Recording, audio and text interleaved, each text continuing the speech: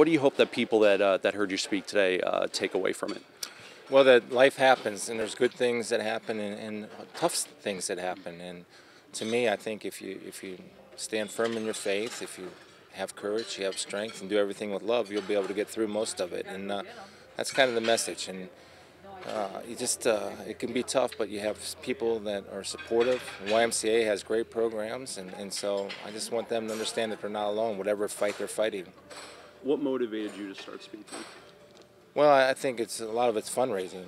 You know, I have a fund at the James Cancer Hospital in Columbus, Ohio. That's a research fund that's raised over $11 million, and every dollar goes to research. And so I try to help. I've been given certain circumstances and situations, like the loss of my wife to breast cancer. That loss isn't going to be for nothing. It's going to be for something, and it's to make a difference. And hopefully I'm doing that. Mind if I ask you a few football-related questions?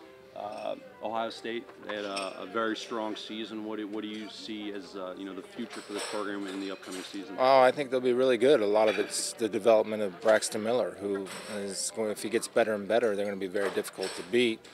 And when you look at Urban, one of the things, Urban's obviously outstanding with X's and O's, but I think the one thing that makes Big Ten coaches a little bit nervous is the fact that he can recruit. He's one of the best recruiters. So I'd say top 2 or 3 recruiters in the country, and that's a dangerous position to be in if you're looking at him as a competitor, because Ohio State can sell itself. Then you bring Urban Meyer in, it opens up a lot of doors in maybe some states that weren't open to Ohio State before.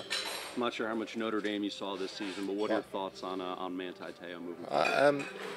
Good. I think my brother's the general manager of the Vikings, and we were having a conversation, and he had a good pro day, which would help him, and actually had a chance to speak with him a little bit, and ultimately I just told him, just make plays. Nobody cares about 40s or whatever challenges you had. Just go make plays. That all gets forgotten. Just my last question for you is, obviously the game is changing, specifically with concussions and whatnot. As a defensive guy, what are your thoughts on how the game is changing? Well, I think that it's changing for the better, but you can't legislate and mandate everything.